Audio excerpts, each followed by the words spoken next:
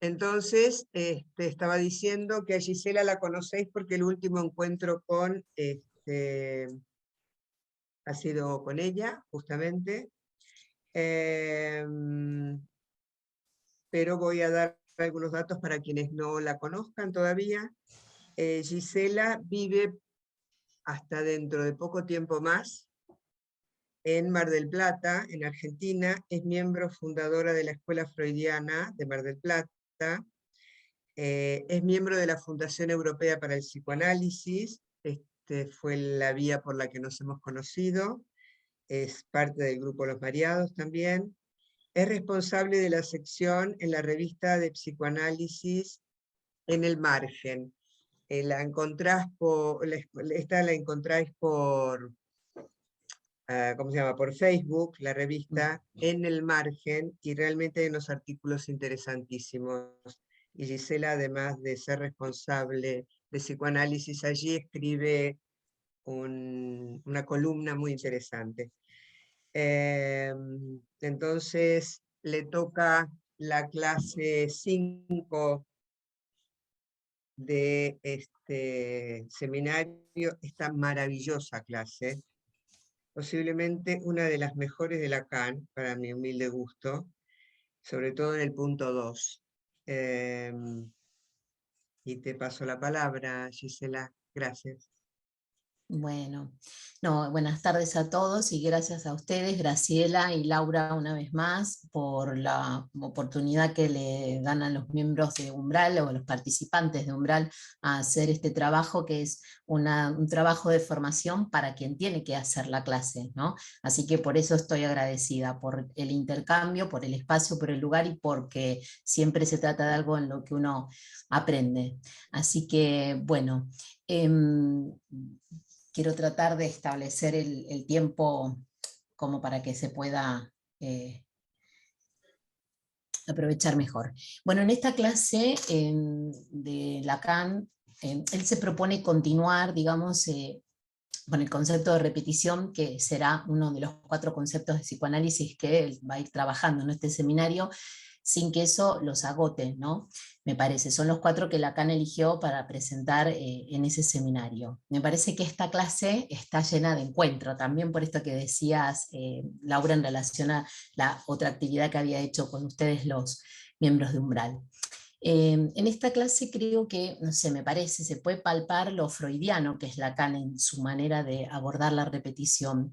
Quiero decir con esto que recoge con mucha rigurosidad el hilo freudiano, pero lo tensa, me parece, hasta llegar a decir que Freud protege al padre, pese a que funda el origen de la función del padre en su asesinato, dice Lacan, ¿no?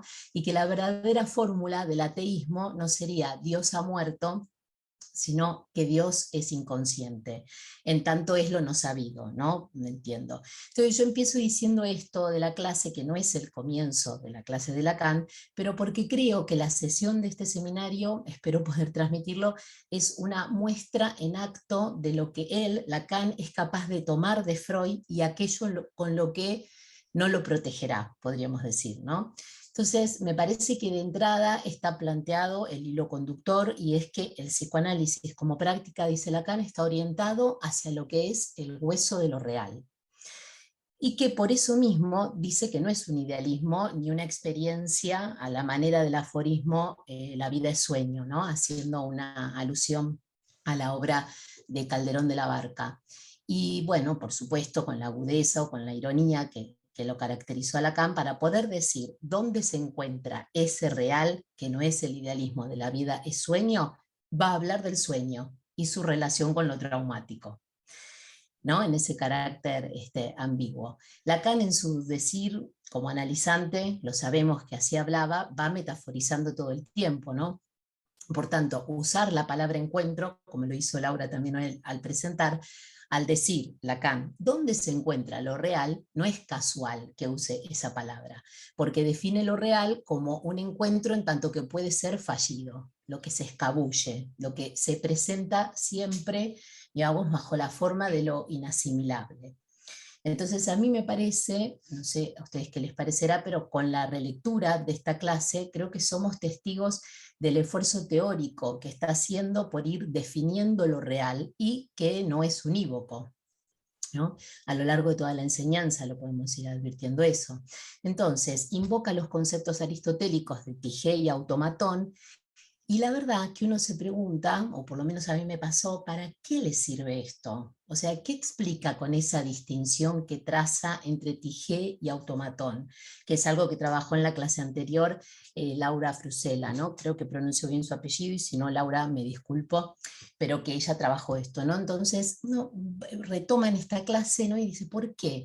Porque encima son definiciones muy similares, ¿no? Porque ambas son causas, aristotélicamente hablando, contingentes, es decir, podrían o no ocurrir. El automatón se traduce por azar, ¿no? Y la tigé por fortuna o suerte, que es el accidente en relación a algo no esperado, pero en lo que se produce un encuentro con algo, ¿no? Una coincidencia, en el caso de la tigé.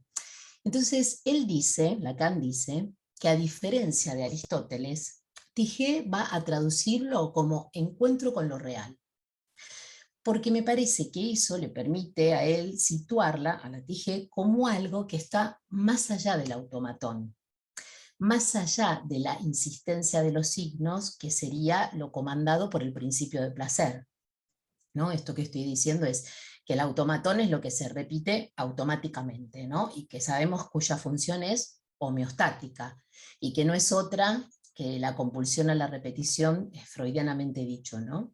Es decir, el reencuentro con la identidad de percepción. Ahora, Lacan recoge ese núcleo de la investigación freudiana porque era también una pregunta de Freud, ¿no? Respecto de lo que está más allá de esa repetición automática, más allá del retorno de lo reprimido, del regreso, de la insistencia de la cadena significante, podríamos decir, con Lacan. Entonces, él lo recoge y dice que hay algo que yace siempre detrás del automatón, y eso es la tigé. Y todo esto orientado por la idea que va a tratar de argumentar que esa tigé es el resorte de la repetición. Vamos a ver qué camino toma para hacer esa argumentación. Una pregunta, ¿me dicen si estoy yendo muy rápido? Yo no los veo a todos, pero voy bien de velocidad. Perfecto. Entonces vamos a ver qué camino toma para esa argumentación. La idea es que no quede superpuesto repetición con reproducción o rememoración. Parece sencillo, pero no lo es. ¿Y cuál es el sentido de hacer esa distinción, me parece, en esto para él? Porque eso tiene efectos directos en el modo de entender el concepto de transferencia. Es decir, que apoyándose en lo que Freud formula, Lacan retoma y avanza. Él cita a Freud con la famosa frase, nada puede ser aprendido in effigie o in absentia. Y se pregunta a Lacan, ¿pero acaso la transferencia misma no se nos presenta como efigie y en relación a una ausencia? Es bárbara esa pregunta. Entonces, lo relativo a la actualidad del acto ya está también en el texto de Freud, ¿no es cierto?, en relación a la puesta en acto, pero en su concepción, en la freudiana, entre lo que se recuerda y lo que se repite hay homogeneidad, podríamos decir. ¿Por qué? ¿Qué es lo que se repite? Lo que no se puede recordar con Freud, ¿no? Por la resistencia de la represión. Pero si se recordara, no se repetiría. Y el analista debe ahí, ¿no?, compelir a su paciente hacia esa meta del recuerdo.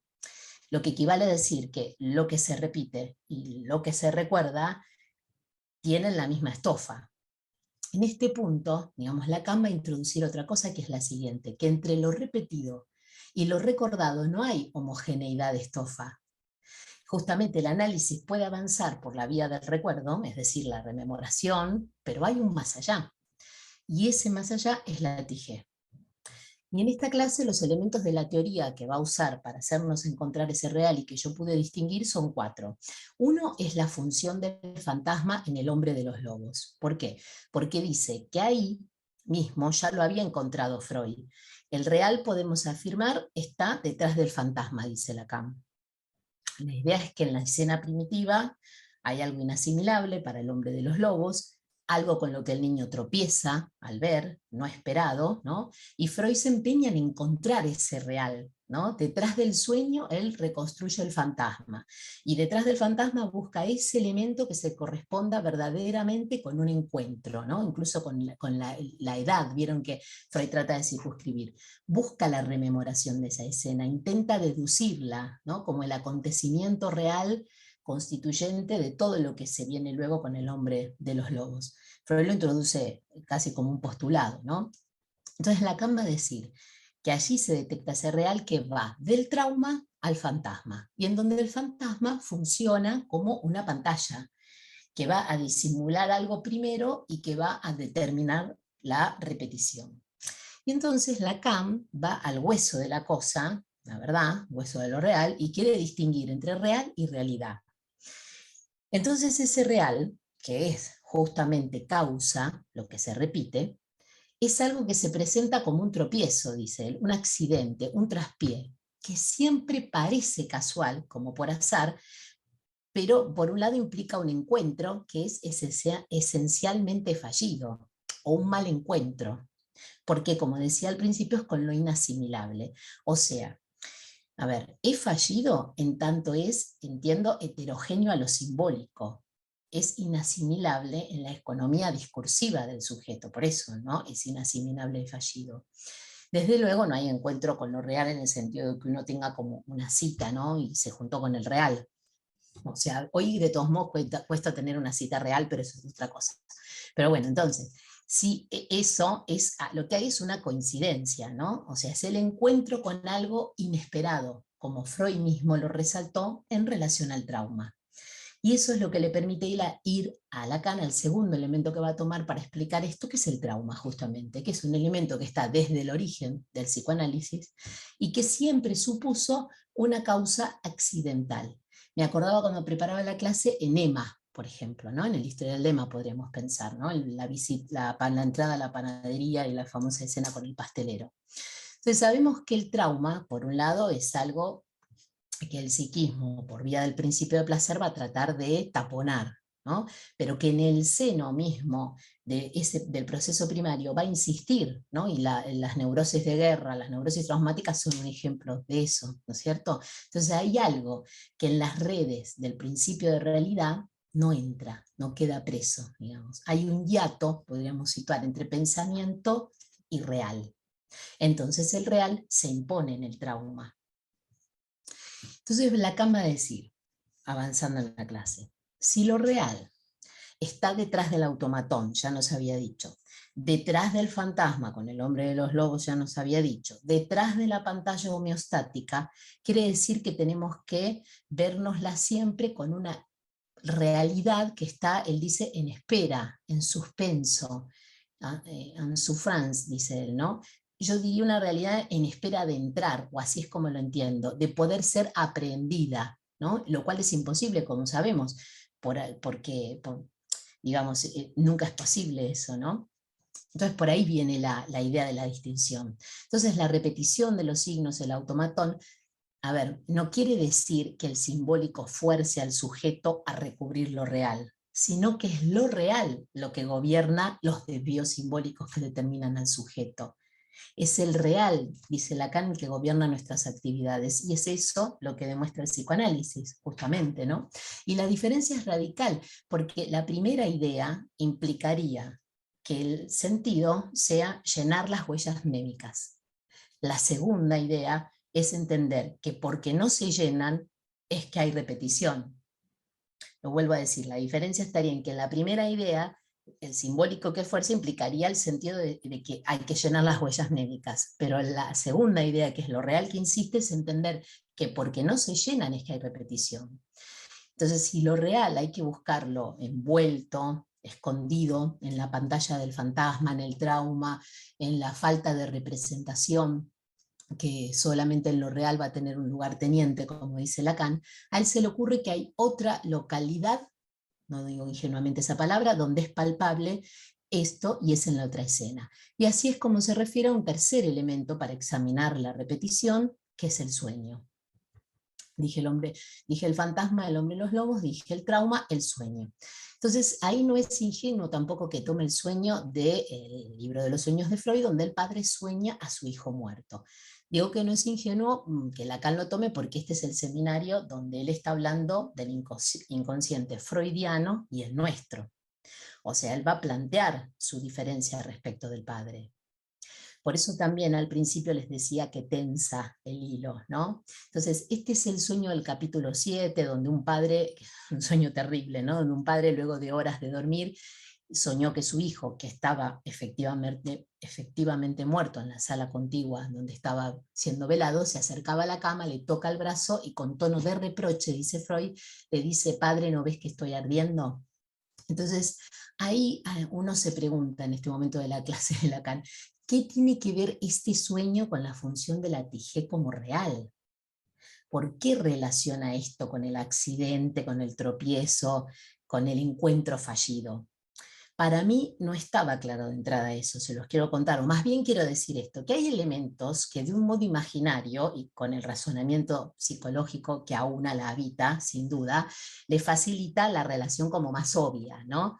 Que sería, bueno, hay un accidente con las velas y eso es la Tige, es el infortunio, digamos, ¿no?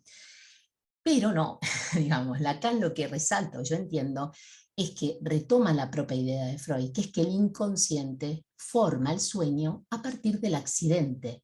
Ese es el asunto. Es decir, que con ayuda de la realidad, la luminosidad del fuego, de los cirios que queman la mortaja, ese hecho de la contingencia, dije, digamos, es con el que se repite en el sueño la realidad fallida de lo que causó la muerte del niño, porque sabemos que tenía que ver con la fiebre, el arder, ¿no? El reproche, todo esto que aparece.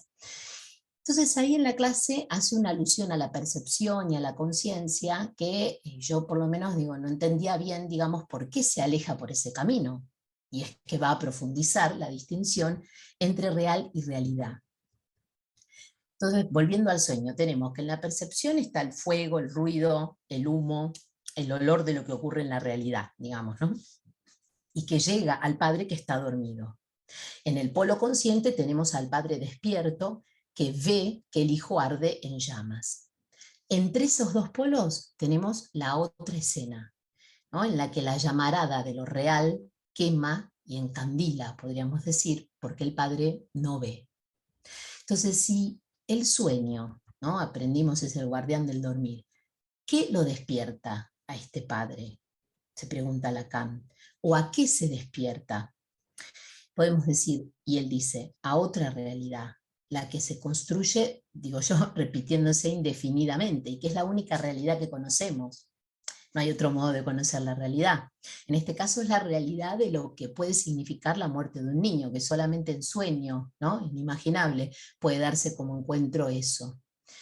Entonces, podríamos decir, con el ruido y el fuego, este hombre se despierta de un sueño que el mismo ruido, fuego y olor como elemento contingente produjeron.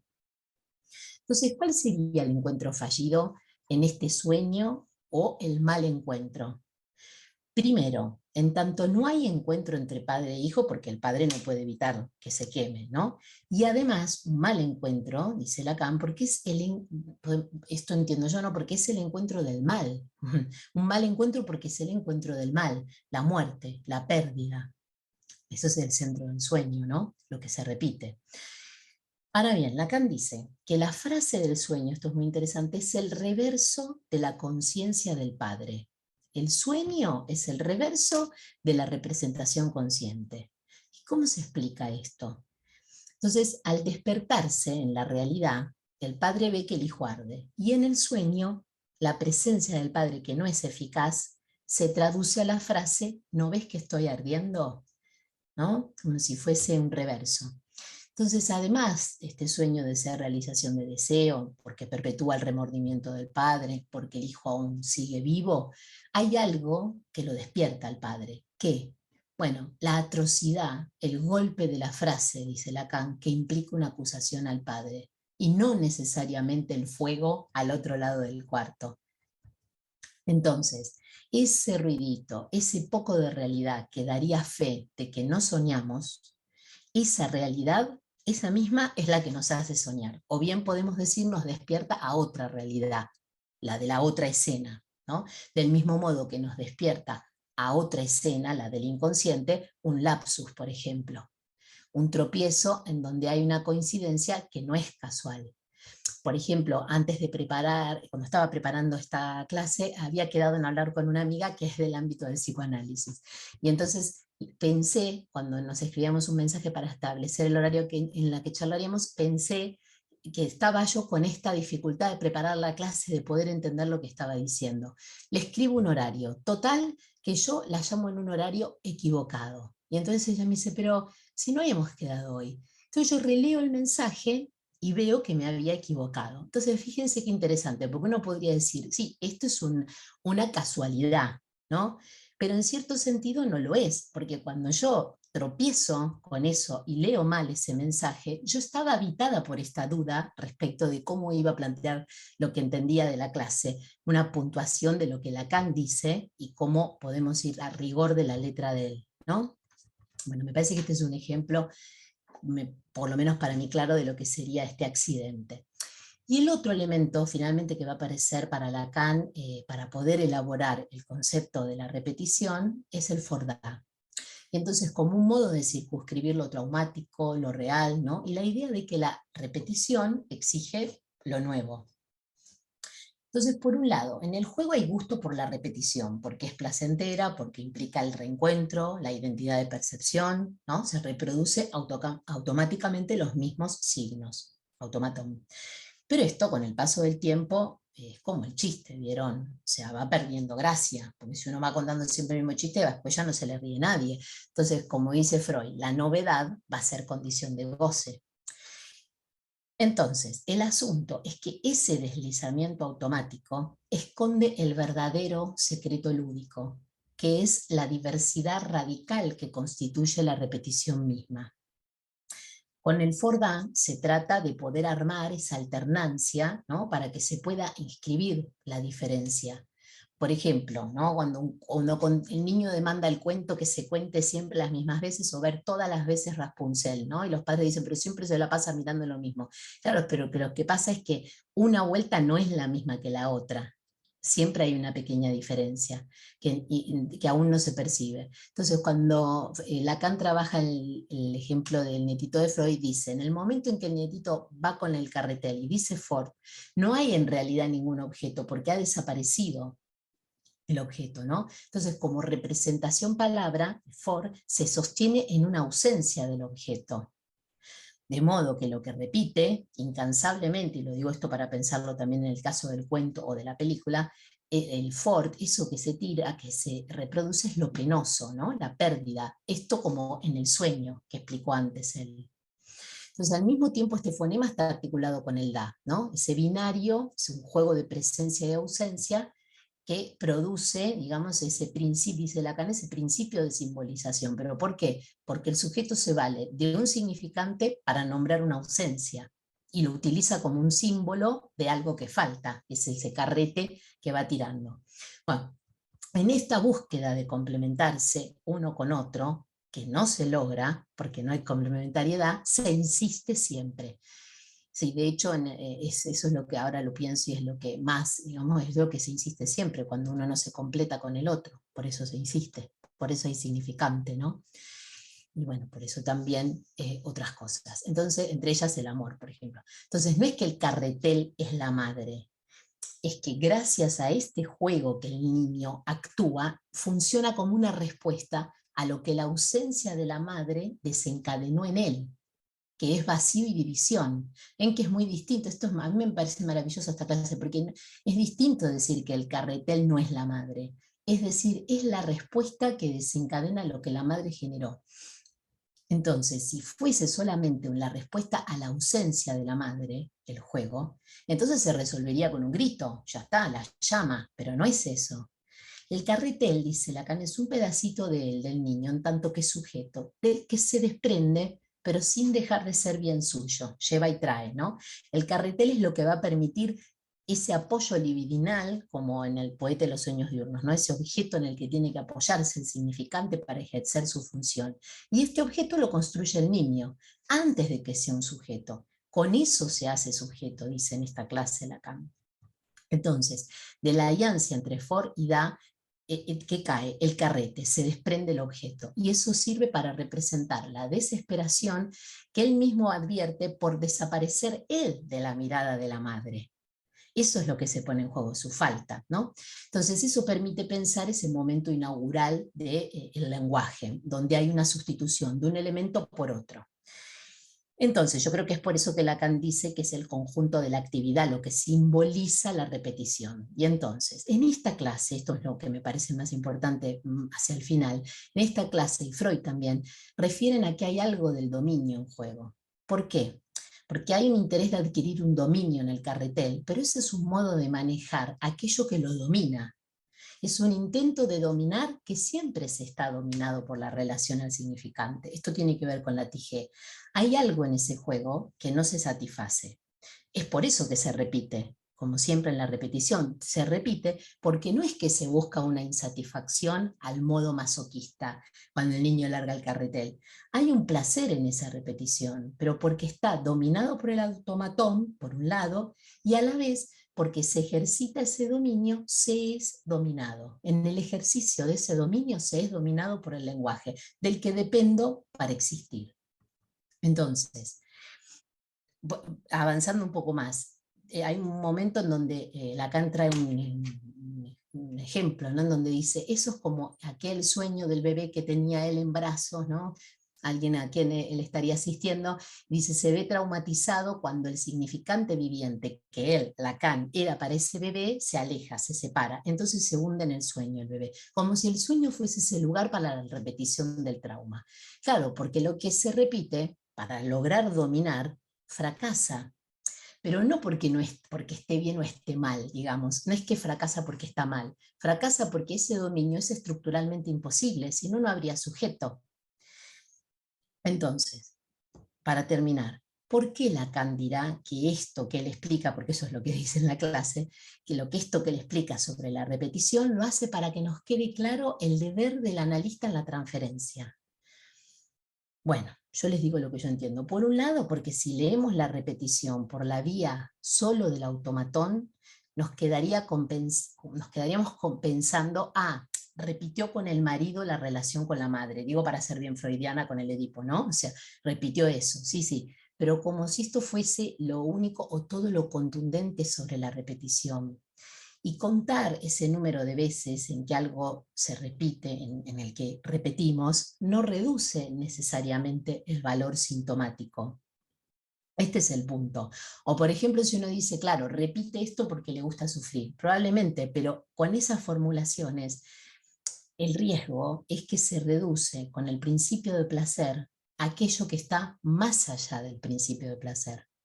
Y ustedes me podrían decir, bueno, pero el gusto por sufrir tiene que ver con el más allá. Sí, pero una vez que entra en la palabra, está en el automatón. Y ya está. Como una paciente que en algunas oportunidades, inteligente ya avanzando en el análisis, me decía, esto lo cuento porque es un fracaso, justamente porque es un fracaso. Me decía, bueno, pero esto ya lo dije y lo sé, ¿y ahora qué? Claro, ¿se entiende? Eso había quedado en el orden de la explicación. Listo, el automatón. No entra algo del orden de la TG.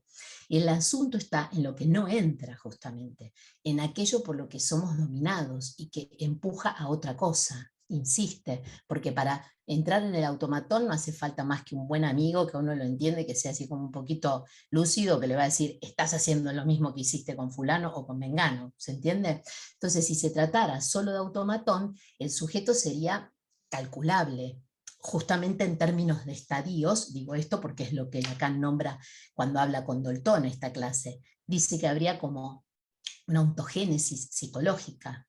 En cambio, la TG, el tropiezo, es lo que anima al desarrollo. Y esto es lo que le contesta a Doltoel. La introducción de la sexualidad es traumatizante. Es un mal encuentro, es como con el nombre de los lobos. Y es en torno a ello que se conforman todos los estadios de la libido. Es como en el sueño, en torno al ruido y al fuego, ¿no? Y ese accidente en torno al cual se construye es la angustia de castración, ese hilo que perfora todos los estadios. Entonces no se tratará, me parece, tanto de circunscribir para qué se repite, ni cuántas veces se repite, porque saber eso es un dominio que ni bien se aprende, se pierde, porque se está gobernado por lo real.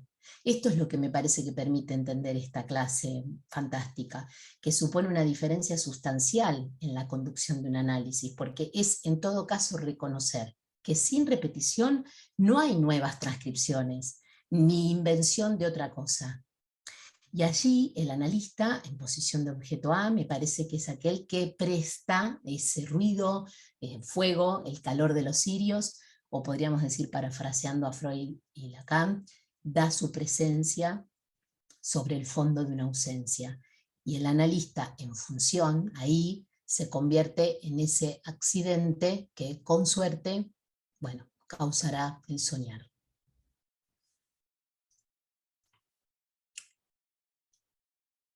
Hasta aquí me parece que es lo que les puedo transmitir de lo que se puntúa en eso, se resalta en esta clase. A ver si los hago soñar. Bueno, muchísimas gracias, Gisela. Siempre tan clarísima en tu exposición de cuestiones muy, muy complicadas, muy difíciles. Voy a mirar si hay gente con la manito levantada, porque yo voy a levantar mi manito, porque tengo un par de cuestiones o tres que me gustaría comentar. La primera es del orden general, lo comentamos con Gisela en determinado momento vía chat, vía WhatsApp, y es que no tenemos en castellano otra versión que no sea la de, ¿cómo se llama? Esta editorial. Ahora, miren qué lapsus. Hay dos. La de Paidós, exactamente. Entonces, es una traducción, creo yo, que con varios errores, y no solo errores, sino neologismos. Cuando explica lo del ne expletivo, ¿no? Lo de la negación, página 65, segundo renglón, dice, no es expletivo, es más bien la expresión de mi impleancia. Esa palabra no existe, ¿ok?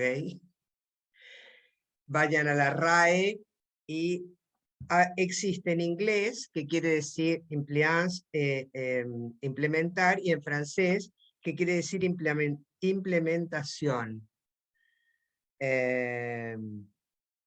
Expresión de mi implementación cada vez que tiene que manifestarse, ¿no? De implementar es utilizar un modo, algo, un recurso, para llegar a determinado objetivo, ¿no? Y ahí vienen los ejemplos que él da con el NE. Esto me parecía, bueno, hay más cosas, pero esto me parecía fundamental aclararlo, porque realmente no entiendo cómo, además ni siquiera lo ponen en cursiva.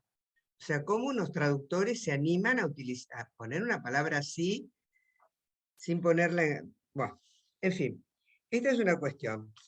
Pero la otra cuestión, que cada vez que uno lee un texto que ya tiene tan trabajado, como que se iluminan cuestiones nuevas, y yo pensaba que esta cuestión, nosotros como psicoanalistas trabajamos con las formaciones del inconsciente, es decir, trabajamos con el sueño, para tener el coraje de despertar. Decir que eso que en el sueño aparece como deseo imposible, pueda ser transformado en el despertar en lo posible del deseo, ¿no? Algo de este orden. El despertar como algo muy potente, que si uno lo piensa, por ejemplo, a nivel clínico, ¿no? Es uno de los actos más difíciles en la melancolía, o en la angustia, en la tristeza, despertarse a la mañana, salir de la cama, en ese sentido. Y la otra cuestión que escuchándote, Gisela, pensé es en esta cuestión de la repetición y de la angustia por la ubicación de lo que falta en el niño, de la insistencia de la repetición, que le cuentes el mismo cuento. Si uno como adulto piensa, se aburre y decide improvisar, el niño te va a marcar que no es así el cuento que le estás contando. Es que lo que él quiere justamente es, ¿no?, que no le muestres ninguna falta, que le digas lo que le dijiste ayer, no otra cosa, ¿no? A ver cómo lo piensas esto, ¿no? En relación incluso a tu clínica con niños. No sé lo que me estás diciendo. Ah, Gisela está silenciada. Gisela está silenciada, Alejandro. Se silenció ella, ya le doy. Ah, Gise, te silenciaste tú, dice Sí, Alejandro. ahora le doy. Espera. Laura, tenía varias cosas que ibas diciendo y quería intervenir. Le escribí en el chat a Alejandro que no tenía micro y No ahora te- me dio. Sí, Vale, ya gracias. está, ¿eh? Yo te pediría, lo digo. Gisela, que durante todo este tiempo que hay preguntas, No lo no te silencie, silencies. Bueno. porque pensé que iba a interferir eso cuando hablara otro. Sí, Laura, en realidad te quería decir una cosa respecto del no expletivo, por eso de alguna manera cuando preparé la clase no me detuve puntualmente ahí y me pareció que una manera más, o por lo menos para mí, más clara de articular eso era plantear la cuestión de dónde está el sujeto, ¿no? Por eso lo del reverso del sueño como reverso de la conciencia, porque me parece que lo que él está tratando de ver es, bueno, ¿dónde se localiza el sujeto? En el ne expletivo, podríamos decir en francés, pero como nosotros me parece que lo estamos tratando de pensar articulado a nuestra lengua, por eso y hace hincapié en la cuestión de la localización en la otra escena, ¿no? No sé si en esto estarás de acuerdo. Otras personas también dirán algo seguramente al respecto. Y lo otro en relación a lo que me decís del juego, por supuesto, claro, coincido, justamente la demanda es de que sea de la misma manera, que se repita rigurosamente, pero porque en ese repetir rigurosamente se va a escribir algo de la diferencia, ¿no? Por eso lo que me parece, incluso hay una mención más que podríamos destacar, que es la que hace a Kierkegaard, cuando dice, bueno, vayan a leer el texto de Kierkegaard de la repetición, que yo les digo con toda honestidad, como prefiero hablar, que para mí es inaccesible, digamos, y que entonces tendría que hacer como un curso aparte para leer lo que dice ahí, pero me parece que lo que se pesca es que Lacan quiere decir que para Kierkegaard la repetición no era mala, y para él tampoco, y para los psicoanalistas post-freudianos pudo ser así, pudo ser transmitida como, uy, qué terrible, repite, pero sin repetición no hacemos nada, como sujetos, digo, claro, ¿no? Hay otra mano pedida, Graciela, Grace. adelante. Te da sonido ahora, Ale.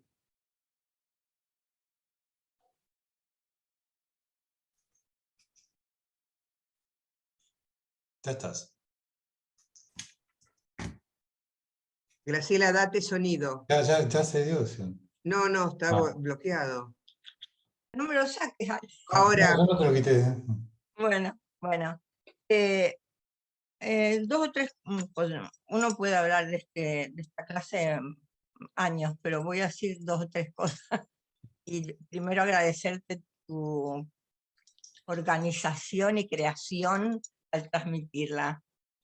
Bueno, hay algo que a mí me quiero señalar, porque Lacan, cuando está hablando de la muerte del hijo, en un momento, porque no es un niño, es un hijo, enfant es hijo, l'enfant es el hijo, aquí. Entonces, dice, solo un rito, un acto siempre repetido, puede conmemorar este encuentro inmemorial, puesto que nadie puede decir lo que es la muerte de un hijo, sino el padre en tanto padre. Bueno, ¿y la madre qué? El padre y la madre. Porque él lo utiliza padre en tanto padre para hablar de Dios y el ateísmo. pero para una madre perder un hijo también es una pérdida Totalmente, son nombres... inmemorial. Eso Inmemorial. totalmente, para Lacan también todavía estaba con el nombre del padre. Y claro, y justamente cuando hablabas del objeto y la repetición, y esta cosa que es imposible de repetir y de salvar, me recordé el texto de Alush sobre el duelo, que dice que es imposible hacer el trabajo de duelo, como nunca se puede olvidar el objeto, sino que y él se lo imagina como una persona que va siempre con el brazo extendido para alcanzar ese objeto inalcanzable, el perdido. Luego quería agregar que cuando él habla de lo real, lo voy a reunir con lo de la transferencia, y aquí me voy a terminar. Cuando habla de lo real que está detrás, y que luego produce el fantasma, digamos, se salta como 2 pasos. Porque lo real es lo real de la castración, que puede ser tanto la castración materna como la castración propiamente dita, por el padre. Pero el primer ese encuentro traumático con la madre castrada, es la que produce la angustia, a partir de allí la represión, y es a partir de allí que se construye el fantasma. Son 4 pasos. Y esto está relacionado con lo que dijiste al final del deber del analista en la transferencia.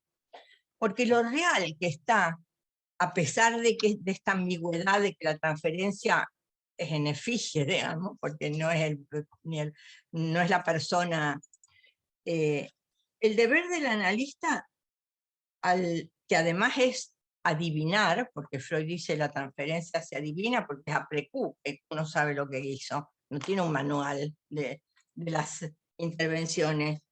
Lo real que está detrás del fantasma en la transferencia es la pulsión.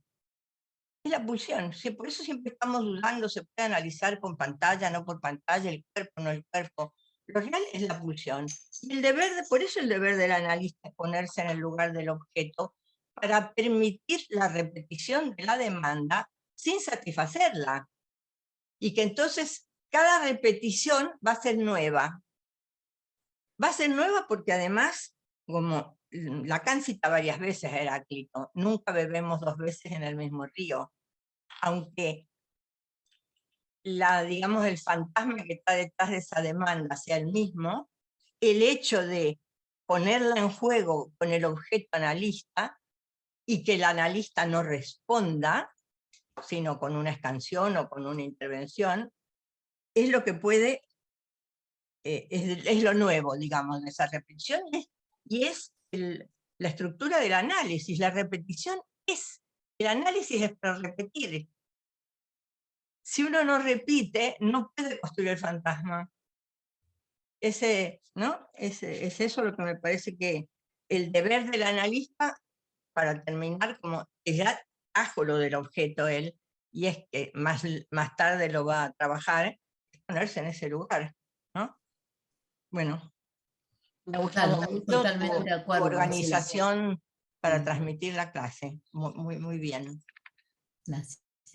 Sí, la verdad que no solo estoy de acuerdo, sino que me parece muy importante eso que decís, porque yo creo que es lo que permite hacer esa sutil distinción entre lo que la enseñanza de Lacan trae en relación a su diferencia con Freud, ¿no? Es decir, repetir es condición, ¿no? Entonces cuando recibimos en el consultorio esas cosas que escuchamos, digamos, es como poder pensar, bueno, pero es que sin eso no hay transcripción nueva. Claro, claro.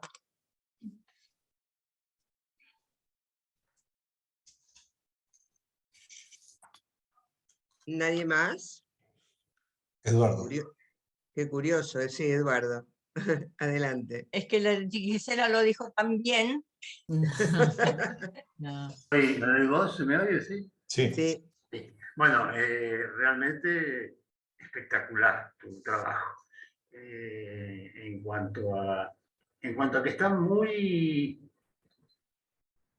muy trabajado, muy pasado por tu propia experiencia. Dicho eso, y siendo el trabajo que has hecho, quería hacer una pequeña reflexión sobre una cosa que mencionó Graciela, la castración, y sobre el hecho de que, y la repetición también tiene que ver con esto, sobre el hecho de que sobre el final del análisis, aunque no tiene por qué coincidir con el final del análisis, aparece la castración, el barramiento del gran otro. Es decir, la castración en cuanto a que lo simbólico no tiene ninguna garantía. Y esta es un punto de la castración que no aparece al principio. Hay que repetir y repetir y repetir mucho hasta que, con suerte, bueno, con suerte y con hasta el analista, aparece como un punto de inflexión, ¿no? Claro, totalmente, Eduardo. Sabés que eso que vos decís, creo que explica un poco mejor este punto que traía de la paciente que me dice, y esto ya lo sé, ¿y qué?